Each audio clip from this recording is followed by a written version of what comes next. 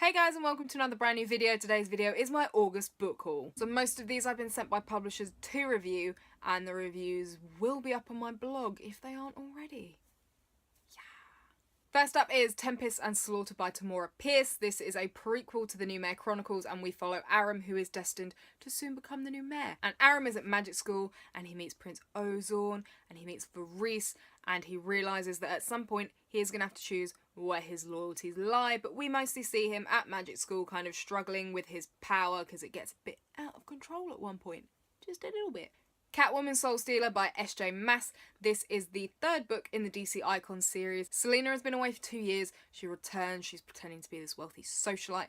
Batman is off. He's away. He's on a mission. He's doing Batman things. So Batwing is in charge. He wants to prove he has what it takes. He targets a new thief that's on the prowl.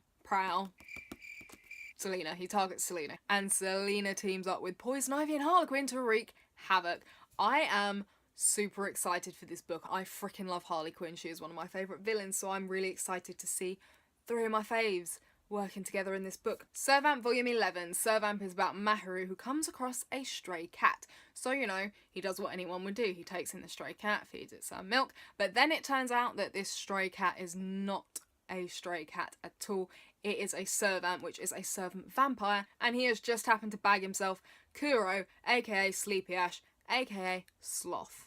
And poor old Maharu soon finds himself embroiled in an ancient war. Bellwether by Susanna Kearsley. This one is set in summer 1759. The 7 Years' War is going on, which is a war between Britain and France, and then Canada, and the French Canadians, and the Americans got involved too, because, you know, why not make it a family affair? A young captured French Canadian lieutenant is billeted with a Long Island family, and he and the daughter of the house end up falling in love. But legend has it, it had a tragic end, and we have a historian trying to piece together what happened. Competence by Gail Carriger. This is the third book in the Custard Protocol series. We follow Rue and her crew aboard the Spotted Custard, which is an airship. The first two books were from Rue's point of view. This one is from Prim's point of view and her twin brother Percy's. Our crew start out stranded in Singapore because they've run out of helium. They have to steal some more. Then they are sent a mission in code, and they have to go to Peru to track down this clan of vampires that are the last of their kind, and they're fat-sucking vampires, by the way, which I thought was freaking hilarious. And along the way they encounter airship pirates. They get mistaken as being part of the Spanish Inquisition. Yeah, steampunk, airships, and pirates. Peril in Paris by Catherine Woodfine. This is a spin-off of the Sinclair's Mysteries, which is a historical mystery series. It's a middle grade series, and this is the first book in the Taylor and Rose Secret Agents spin-off series. So it's 1911, and our detectives Sophie Taylor and Lillian Rose turn their talents to espionage. Sophie and Lil are both out on missions for the Secret Service Bureau. Sophie is sent to Paris because she has to deal with this murder investigation, and then Lil is sent to this fictional country called Arnovia, where there is a plot taking place against the royal family. I've been super excited for this spin-off series because I do really love the Sinclair's Mysteries. They're a lot of fun. There's a lot of brilliant historical detail that goes into it, and there's a great cast of characters, and I'm excited to see them all back in a spin-off series going in a different direction and going a bit 007. Beneath the Citadel by Destiny Soraya. Or Soraya, I'm not entirely sure how I pronounce this. We basically have a city that's ruled by prophecies, and the shady High Council stay in power because of these prophecies. Our main character Cass is the orphan daughter of rebels. She's determined to fight back along with her allies Alice, Evander and Newt. But by the time they uncover the mystery of the final infallible prophecy which caused rebellion and murders that raged for a decade, they might be a bit too late to save the city. These Rebel Waves by Sarah Rash. This was in Fairy Loot. It's the Fairy Loot exclusive, and it has green sprayed edges and where's the page? Where's the page?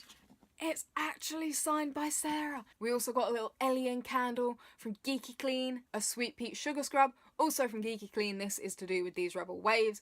And oh, why is the rum gone? Water bottle, which I completely love. We got more than that, but these were my favourite items from the box that I thought I'd show you guys quickly because I didn't get to do an unboxing video. We basically have three main characters. There's Adeluna, Devereaux and Bennett. Adeluna was basically a child soldier, and she helped the magic-rich island of Grace Leray overthrow Argrid, which is its oppressors. It's ruled by religion. Then 5 years later, they're in the middle of very delicate, very important peace talks with Argrid when the Agridian delegate goes missing. Argrid wants brutal justice, and they are 100% convinced a Stream Raider is behind it, and luckily for them, they happen to have a Stream Raider down in the cells because Devereaux got himself caught. Devereaux is a pirate slash outlaw known as a stream raider. They basically pirate the island's magic plants and sell them on the black market. They have botanical magic in the world of this book. Devereaux is also a really good navigator, so Adeluna teams up with Devereaux in order to try and track down the Agridian delegate that has mysteriously vanished into nowhere. Our third point of view is Bennett, and he is the Crown Prince of Agrid. He is also kind of a heretic because he has a bit of a secret obsession with Grace Loray's magic. The king then gives him the secret task of reversing Argrid's fear of magic,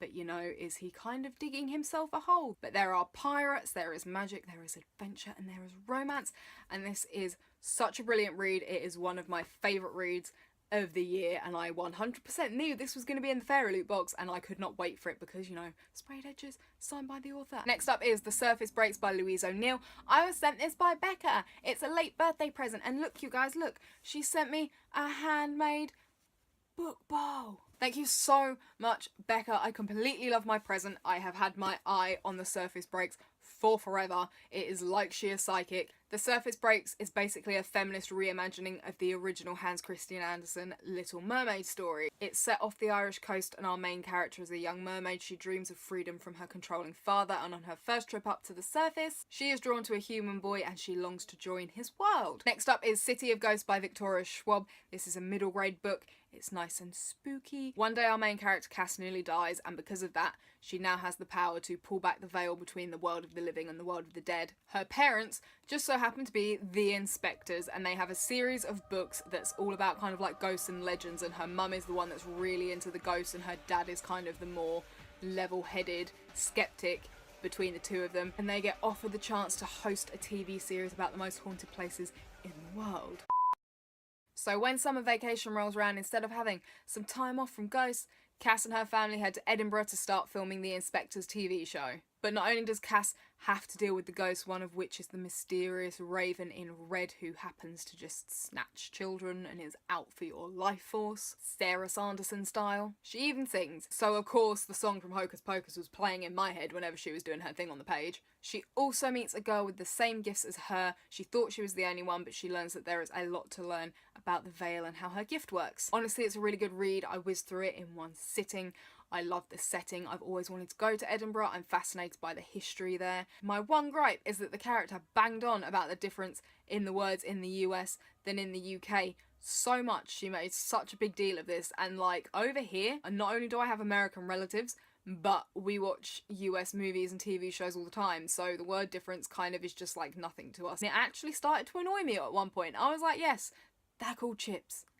Get over it. For God's sake, there's only so long I can read a description of chips for. Angels of Death, Volume 4. Our main character Rachel wakes up in the basement of a building. She has no memories. She ends up teaming up with the serial killer Zach, who is on the first floor, to, you know, get past all the serial killers on the other floor. A Harry Machine Gun, Volume 12. Our main character Hataru frequently gets mistaken for being a boy, possibly because she kind of dresses like one, and she basically goes to this host club one day to have a showdown with this guy that she thinks has wronged her friend, and she gets drawn into the world of survival games instead. The Case Study of Vanitas, Volume 4, which is steampunk vampires, guys.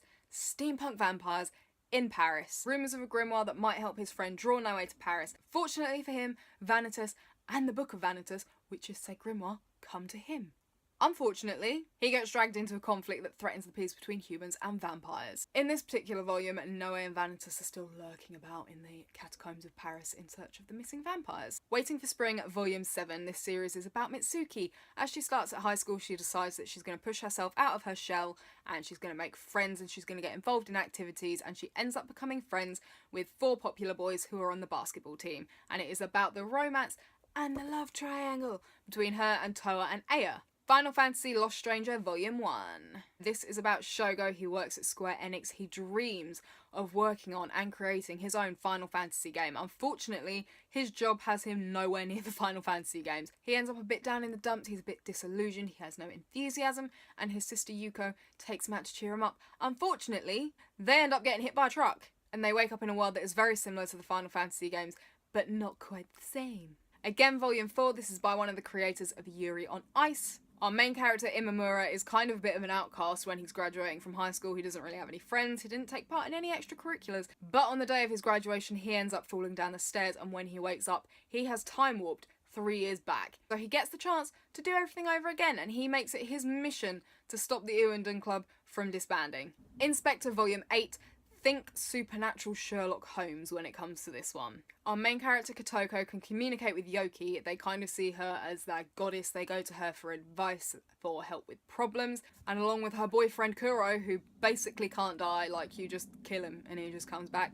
They go around solving cases that involve Yoki, helping the Yoki with their problems, and basically solving mysteries. We pretty much had a big case with the Still Lady Nanase case a couple volumes ago, and now it looks like we're kind of doing single cases as we build up to the next big case. And in this one, how do I put this?